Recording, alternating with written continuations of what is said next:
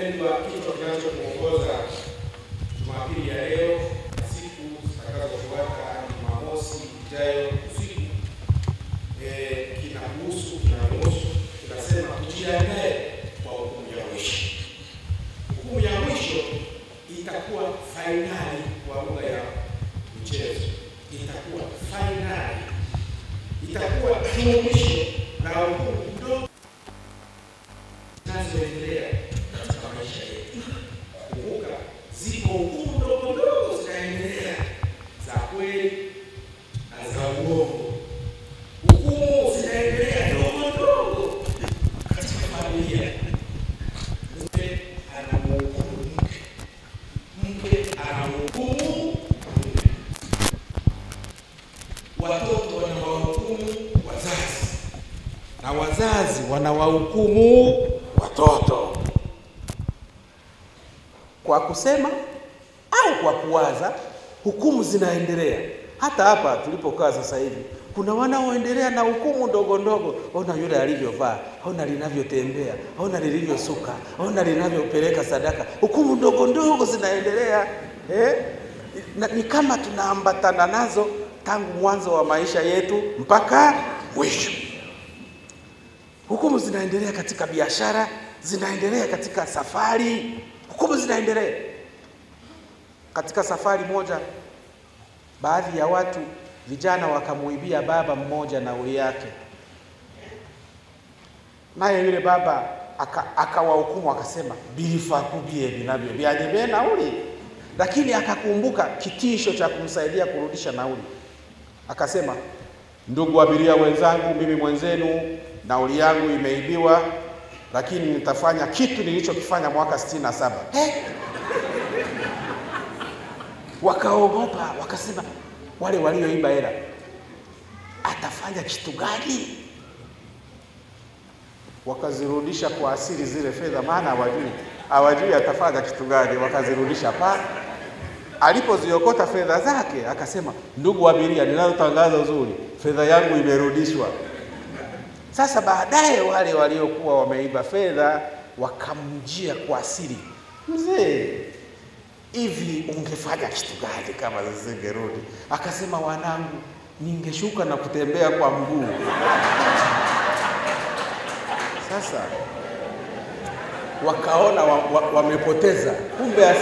Kumbe asinge waroga. Kumbe asinge wachaga. Kumbe hata asinge wamfanyia maombi mabaya yale ya kwenye Zaburi. Kuna Zaburi na maombi mabaya, sitahitaja leo. Kumbe hukumu zinaendelea ndogo ndogo, na maisha yamejaa hukumu ndogo ndogo za kweli na za uongo.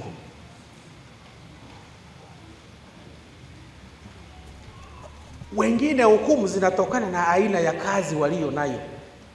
Kwa mfano, polisi akiwaona raia anaanza kusema, lakini hawezi kuwemo wahalifu, hawezi kuwemo wahalifu katika kundi hili.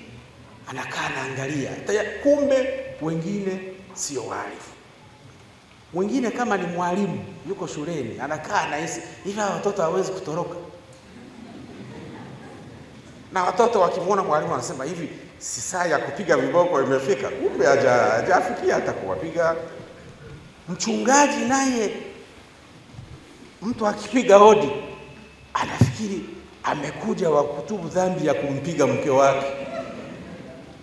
Kumbe ameleta zawadi ya ndizi.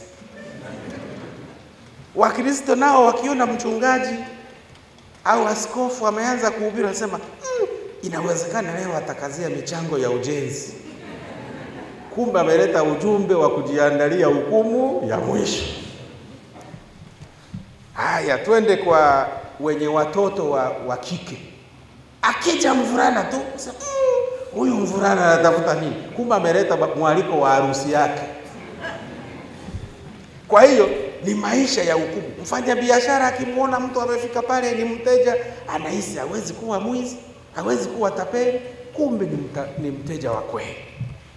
Mungu atusaidie kwamba tuishi maisha ya kutowahukumu wengine, kwa sababu hukumu zetu zina madhaifu. Hukumu ndogo ndogo za duniani zinaharibiwa na rushwa. Rushwa inapindisha ukweli, mtu anafungwa au anahukumiwa kifo.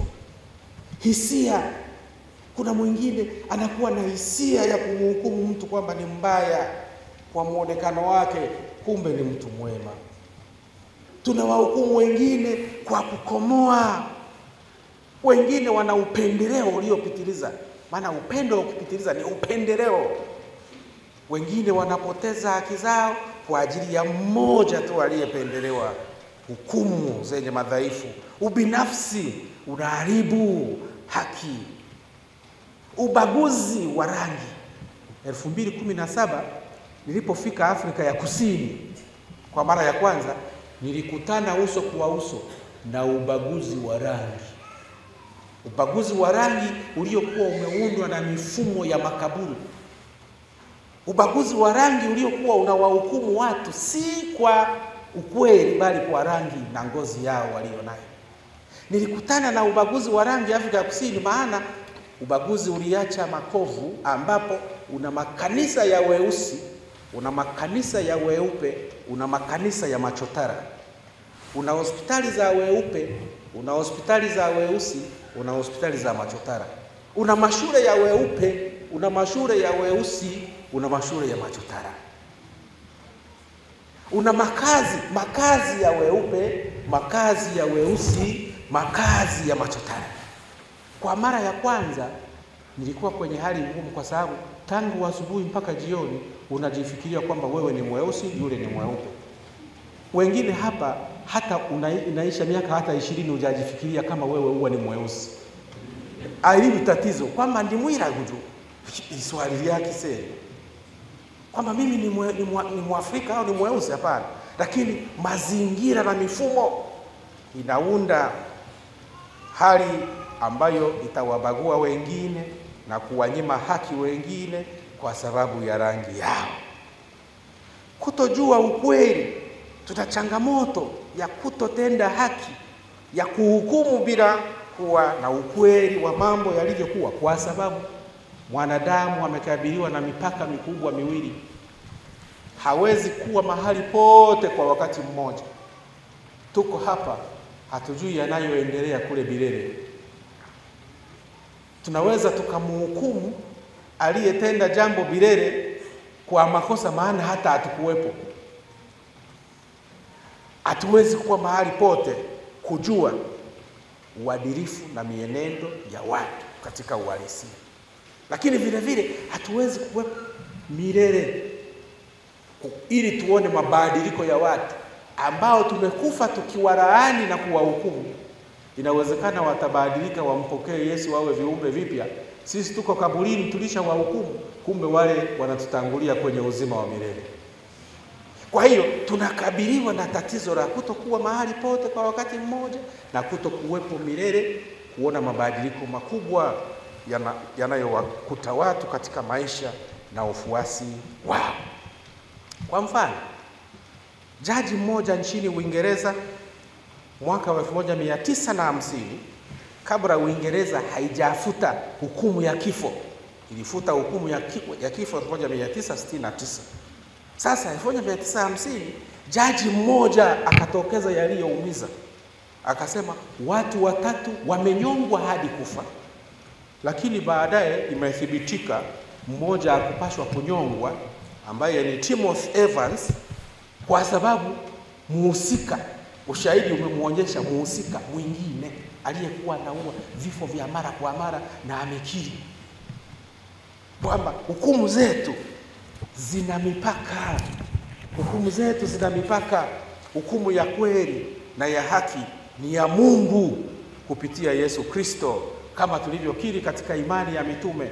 Kutoka huko atakuja kuwahukumu walio hai na wafu, na hiyo imetoka Timotheo ya pili sura ya 4 mstari wa kwanza. Timotheo ya pili sura ya 4 mstari wa kwanza. Somo limesema kuwa Mungu kupitia malaika wake atatenga waovu na wema. Wema kwa ajili ya uzima wa milele, wabaya kwa ajili ya mauti ya milele, ambapo kutakuwepo kulia na kusaga meno. Yaani ni mateso ambayo yameonyeshwa kwa alama ya kulia na kusaga meno. Uliona umegetama ebirobiona kulia na kusaga meno. Kitabu cha Ufunuo kinasema kuwa wema ndio wameandikwa katika kitabu cha uzima na waovu katika ziwa la moto. Kwa msingi huu, kichwa cha leo kinatoa tahadhari kuwa tujiandalie hukumu ya mwisho, maana yake kwa kuyatenda yanayostahili na kuyaacha yaliyo mabaya. Na Yesu mwenyewe anaifafanua siku hii ya mwisho kama ya kutenga kondoo na mbuzi. Kondoo kama alama ya utulivu na mbuzi kama alama ya usumbufu. Na wanyama hawa wawili nimeisha wafuga. Kondoo ametulia, ndio maana na Yesu ameitwa mwana kondoo, ametulia. Lakini mbuzi walinisukua kama anataka kukatisha barabara, lakini kondoo, Mungu akupe neema ya kuwa kondoo wa Mungu badala ya kuwa mbuzi msumbufu. Bwana Yesu asifiwe sana. Kwa hofu hiyo, kwa hofu ya hukumu ya mwisho iliyo ya kweli na ya haki, kwaya moja ikaimba miaka ya 80. Tuliimba miaka ile tukisema, na wewe kama unaofahamu utafuatana na mimi, unasema naogopa mimi, naogopa sana atakapokuja Bwana. Naogopa mimi, naogopa sana atakapokuja Bwana. Atakapoita ayo majina, nalo jina langu halitakuwemo. Atakapogawa kondoo na mbuzi, nitakuwa wapi Bwana? Atakapoita ayo majina, nalo jina langu halitakuwemo. Atakapogawa kondoo na mbuzi, nitakuwa wapi Bwana? Kwaya ya Arusha haikubaki nyuma, ikasema kila mtu atauchukua mzigo wake mbele za Mungu. Wakaimba wakisema kila mtu atauchukua mzigo wake mwenyewe. Kila mtu atauchukua mzigo wake mwenyewe mbele. Siku hiyo inakuja. Kujiandalia hukumu ya mwisho ni kutubu na kuacha yote ya nyuma, ni kutengeneza, ni kutembea nuruni, kutembea mwangani na kufungua ukurasa mpya wa maisha na kuhusiana na Mungu kwa upya, kwa utakatifu, ukimzalia Mungu na watu wote matunda mema. Kwa sababu hiyo Wakolosai 3:12 imewaita Wakristo wote wanaomwamini Yesu kwamba ni watakatifu. Anasema kwa sababu ya Kristo mmekuwa watakatifu, wateule wa Mungu, na kwa hiyo muwe watu wa rehema na huruma, mkimzalia Mungu matunda mema. Sasa hapo kuna tatizo. Kuna dhehebu limemuita mtu fulani mtakatifu. Nafikiri kumuita mtu mtakatifu sio kosa, ila shida ni kwamba baadhi ndio umewaita. Nafikiri Paulo yeye anaita wote, kama ninyi hapa Kashura ni watakatifu wa Mungu kwa kuwa mna imani katika Kristo. Bwana Yesu asifiwe. Lakini tatizo linakuja lingine, kwa sababu binadamu anakaa na dhamiri inakaa inamshtaki. Ukimuita mtakatifu anakataa. Mtakatifu Shadrach, lakini ukimuita pia mwenye dhambi Shadrach, anakufungulia kesi ya kashfa. Sasa mwanadamu anataka kuwa wapi? Ndio maana Mwanzo 6:6 Mungu anajuta, kwa nini nilimuumba mtu? Mtu atabiriki, atutabiriki. Leo anakukaribisha vizuri kukuonyesha utakapolala usiku, kumbe aje akupige kichwa chako ufe. Mwanzo 6:6, Mungu anajuta. Kwa nini nilimuumba mtu? Amekuwa mnafiki mno. Simba akiamua kukula hana mambo ya unafiki kusema hebu nijifanye mzuri alafu nimle. Anakuja anakung'ata. Lakini mtu anaonyesha sura nzuri, lakini wakati ni mbaya na muovu, mkatili, mnyama. Kwa hiyo ndio maana Biblia imekuita mtakatifu, lakini wakikuita mtakatifu unasema hapana. Wakikuita mwenye dhambi unasema hapana. Sasa wakuiteje? Ndipo Ruth akasema sisi ni watakatifu wenye dhambi, kwa sababu tukitubu tunatakasika na kuwa watakatifu. Lakini uovu wa asili ukijitokeza, tayari umeshakuwa mwenye dhambi. Ndio maana wito wa Yesu ni kusema tubuni na kuiamini Injili mpate kuokoka mapigo makubwa yaliyoko mbele yetu. Kutubu na kutengeneza kutatuondolea yaliyompata mama wa Mbarara. Nilikuwa Mbarara hivi karibuni, tena na huyu mwandishi tulikuwa huko Mbarara, wakatueleza kisa cha mama mmoja ambaye kila alipompa mama mkwe huduma ya chai, huduma ya chakula, huduma ya mavazi, huduma ya matunzo, yule mama mkwe alisema, unayonifanyia mimi unajifanyia wewe. Akileta chai, mama mkwe anasema, uliyonifanyia mimi unajifanyia wewe. Ebyo wankorera nobyekorera. Akileta vyakula, ebyo wankorera nobyekorera. Akimletea matunda, ebyo wankorera nobyekorera. Ikawa hivyo Januari, Februari, unayonifanyia unajifanyia. Unayonifanyia. Huyu mama akaingiwa wazo baya, tena zile hukumu ndogo ndogo zinazoendelea. Akasema, hivi huyu mama ananibariki au ananilaani? Unaona hukumu ndogo ndogo zinazoendelea. Kumbe mama ana nia nzuri. Lakini huyu akaanza hukumu ndogo ndogo, akasema, hebu nimuulize mtaalamu. Ombafumu. Akasema, hivi huyu mama anaponiambia unayonifanyia unajifanyia, ananibariki ananilaani? Akasema, hako nikakuua haraka. Hako nikakuua haraka. Kana kulaani. Kapatie sumu. Akasema, kapatie sumu. Akaleta sumu, akaiweka kwenye chakula cha huyo bibi, huyo mama mkwe. Mama mkwe akamwambia, ebyo kunkorera nobyekorera. Huyu moyoni akasema, huu ndio mwisho wa kusema neno hilo. Kumbe bahati mbaya au nzuri, nisijue je mtatoa hukumu zenu ndogo ndogo. Kumbe bahati mbaya au nzuri, huyu bibi siku hii hakuwa na hamu ya kula.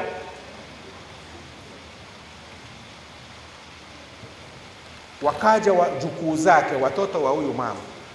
Wajukuu walipofika akawakaribisha, akasema, wajukuu zangu, kuleni chakula, hata sijara leo. Wajukuu akasema, bibi ni mzuri, kila mara anatupa chakula. Wakala mlo, watatu wakafa hapo hapo. Huyu mama anafika nyumbani, ni msiba, watoto wake watatu wamefariki. Yakatimia aliyoyasema, unayonifanyia mimi unajifanyia wewe.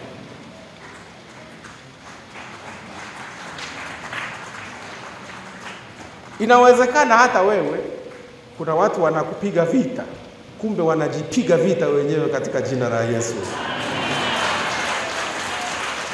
Ndio maana Zaburi ya 35 iko wazi.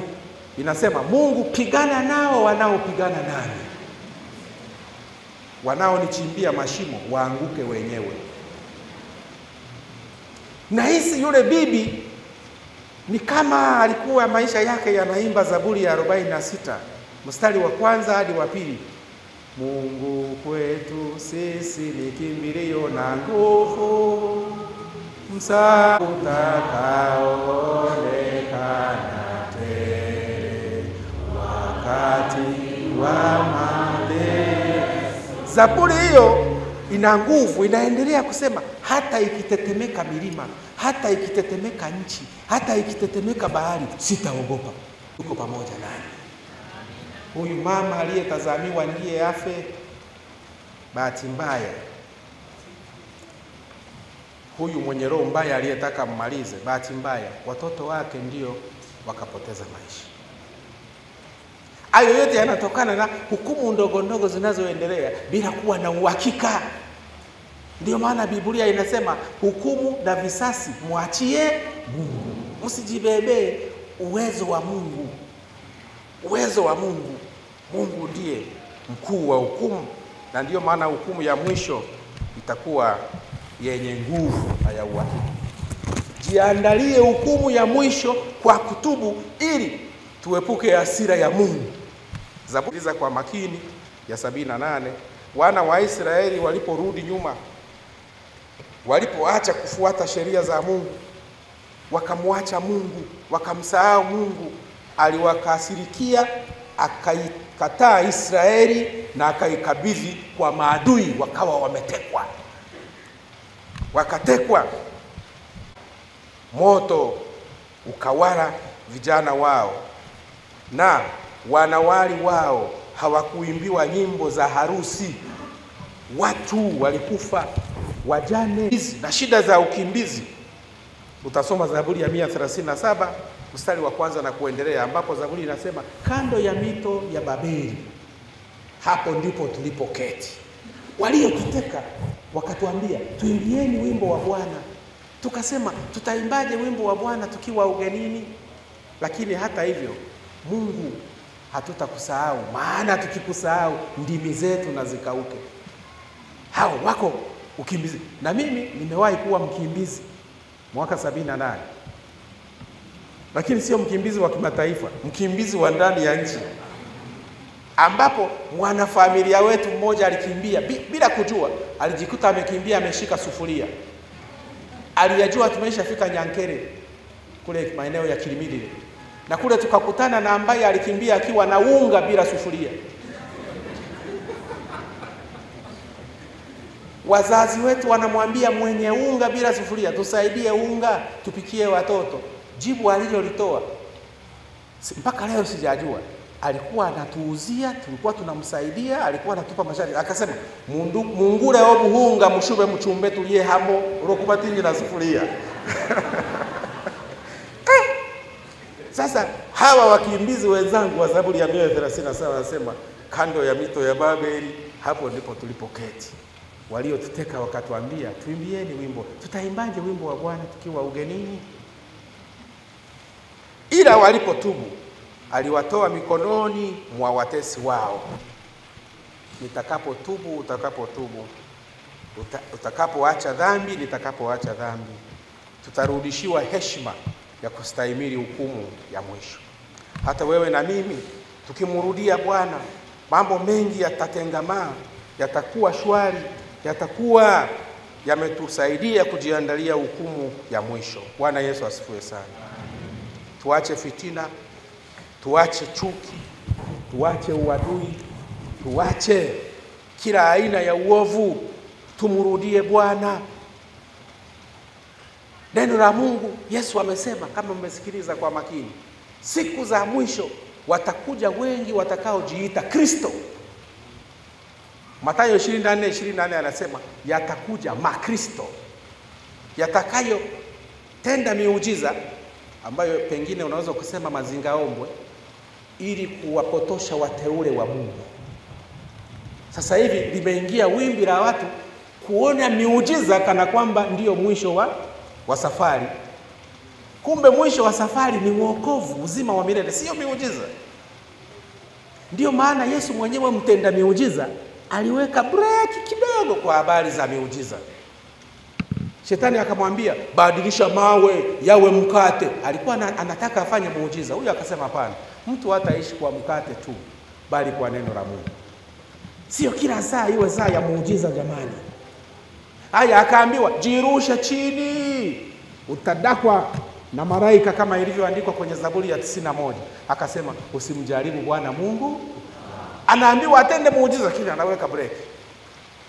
Huyu mtenda miujiza anasema, anawaambia wanafunzi waliosema, Bwana, mapepo yametutii, miujiza imetendeka. Anasema, msifurahie kama miujiza imetendeka, bali furahini kama majina yenu yameandikwa mbinguni. Kwa hiyo kuna watu hapa mawazo yao ni batukole ni mwaka ujiza. Hata sasa hivi kuna mmoja anasema angetenda kama muujiza kwa uponyaji hapa. Lengo kubwa la Yesu ni wokovu katika jina la Kristo. Bwana Yesu asifiwe sana.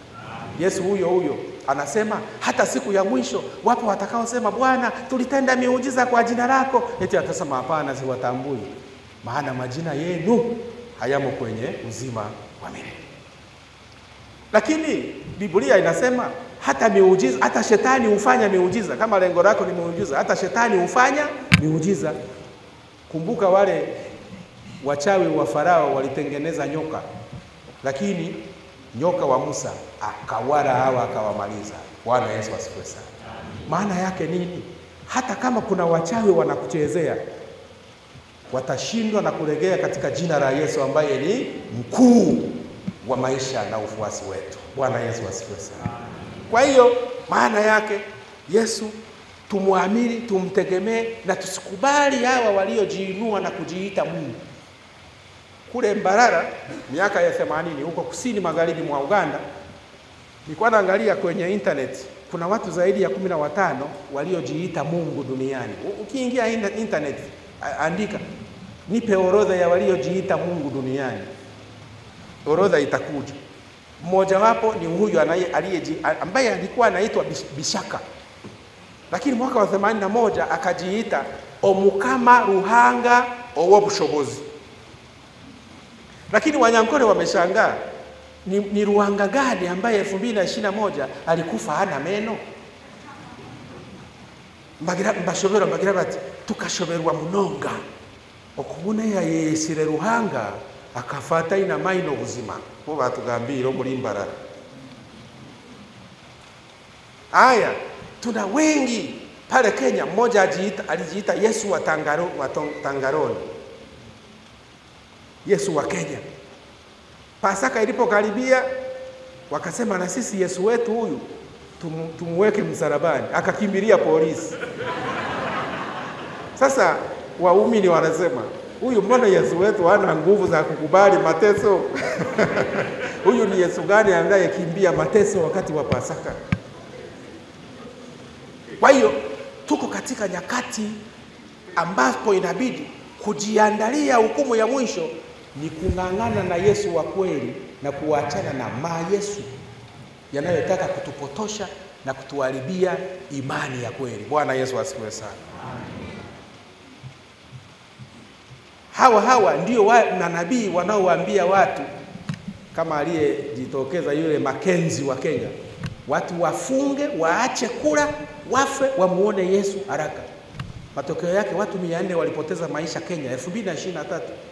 Na yeye walipomnyima chakula kwa masaa 3, mle mahabusu alisema, wananinyima chakula. Aliyewahubiria watu wajizuie kula, wafe. Yeye ndiye anayetaka ale. Ndio maana Hosea 4:6 anasema, watu wangu wanaangamia kwa kukosa maarifa. Turudi katika ukweli wa neno la Mungu. Mwaya akauita mwaka fulani reka kugiraki kutantalikwa kugioko kagioko mkanisoka bomba. Matokeo yake tumekuwa na Waruteri saa 4, saa 8 ni wa Pentekoste, saa 10 ni shahidi wa Yehova, saa 12 ni ameisha ingia kwenye dhehebu la Wasabato, usiku anarudia dini ya ununguli uye ya kienyeji. Matokeo yake ni mabaya, ambapo marehemu mtu akifariki haongei, ameshafanya hivi tu. Wasabato wanasema tutamzika, tulisali naye. Waruteri wanasema tulisali naye kashura sisi. Waanglikana wanasema tulisali naye. Waisidia wanasema tulisali naye. Shahidi wa Yehova wanasema tulisali naye. Sijui bendera ya waka tulisali naye. Marehemu ametuachia mgogoro. Ni kama anasema, mnizike haraka mkichelewa na wanukia. Mungu atusaidie tudumu katika imani ile. Tena wimbo unasema, imani ile imani ile ya kwanza, imani aliyonipa Yesu kamwe sitaiacha. Imani ile ile, imani ile ya kwanza, imani aliyonipa Yesu kamwe sitaiacha. Dumu katika imani hiyo hiyo ambayo Paulo katika Waefeso 4 mstari wa 5 anasema tuwe watu wa imani moja, Kristo mmoja, Mungu mmoja, ubatizo mmoja, tumaini moja. Imani moja. Tuache kuyumba.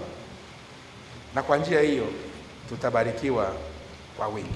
Mwisho, tunapoadhimisha siku ya waasisi hapa Usharikani Kashura, tunamshukuru Mungu kwa ajili ya maisha ya hao ambao wametajwa miongoni mwetu. Ni kumshukuru Mungu. Kumshukuru Mungu. Unaona walioyafanya, na kwa njia hiyo kujifunza kutoka kwao. Kumbe kuna waliotoa ardhi, kumbe kuna waliokuwa wahudumu, kumbe kuna waliokuwa mawakili, kuna waliokuwa viongozi. Hawa tumewakumbuka, na Mungu aendelee kubariki familia za wapendwa wetu hao pamoja nasi, ili tudumu katika imani, maana hao wamemaliza mwendo wao vizuri. Ndivyo Waebrania 13:7 anavyosema kwamba muwakumbuke waliomaliza mwendo wao vizuri. Kuna mmoja alikuwa anasema, kwa nini na walioweka michango yao sasa hivi tusianze kuwatambua? Tukasema hatujajua atakavyomaliza mwendo wake. Hawa walikuwa viongozi wetu, wakajitoa na kutoa vipaji vyao kumtumikia Mungu na kanisa lake. Hawa kwa macho yetu walimaliza vema mwendo wao duniani. Hawa kwa vyovyote walijiandalia vema hukumu ya mwisho. Ndiyo maana tuna wimbo wa Kiaya unaowaona hawa kama wenye heri. Wimbo wa Kiaya unawaona kama wenye heri, waliomaliza salama mwendo wao, wakamshinda mwovu. Baadaye nitawaimbia, tutaimba wote wimbo huu. Anasema hawa waliotutangulia wana heri, maana walimaliza salama mwendo wao, wakamshinda mwovu. Mungu atusaidie tumalize mwendo salama. Wimbo ule unataja kwamba na sisi tuliopo sasa tuige mfano wa hao, tumalize salama.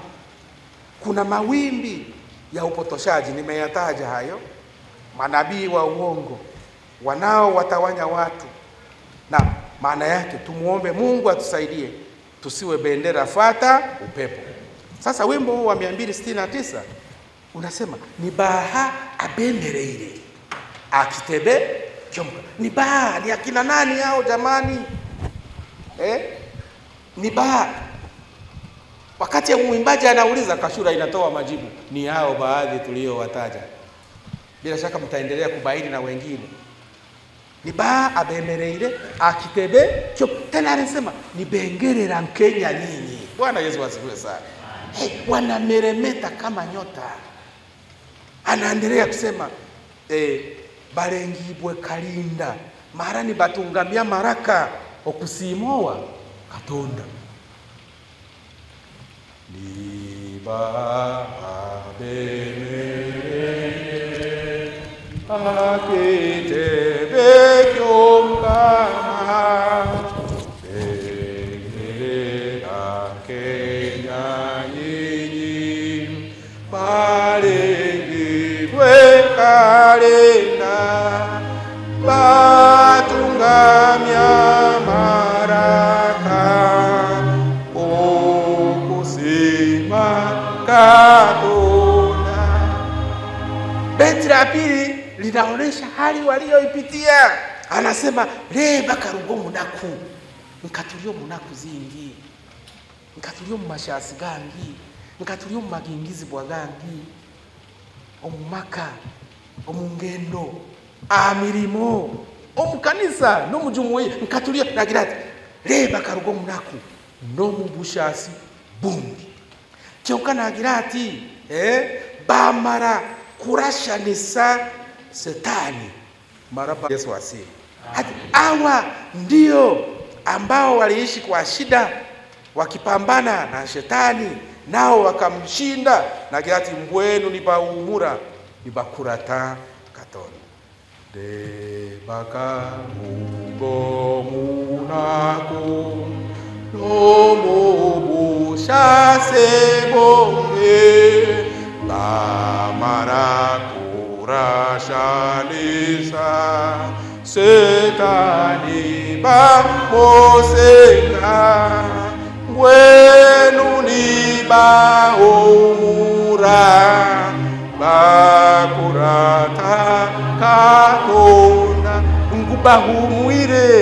Hawa waliojiandalia hukumu eti wamepumzika, wanamshangilia Bwana. Na beti la mwisho sitataka tukae sana, anasema baberwa abagobire. Wanaheri hao ambao wamefika, ambao tumeadhibu, wanaheri wamefika. Inyenkiatura lebandika shura kiatura hara. Bado niko mbali nagira tinka mazire mugendo. Amaremwa gankwete nkiarashana no mubi tinka singire. Baberwa bagobire inyenkiatura hara tinka mazire rugendo. Amare mwagangwete kyarashana no mube tenkasingireke. Mungu atusaidie tuzidi kujiandalia hukumu ya mwisho, huku tukimzalia Mungu matunda mema na wanadamu wenzetu, tukizifuata sheria zake na kuokoka, tukitubu na zaidi tukiendelea kudumu katika neema ya wokovu tuupatao katika Yesu Kristo. Jina lake lihimidiwe sasa na hata milele. Amen.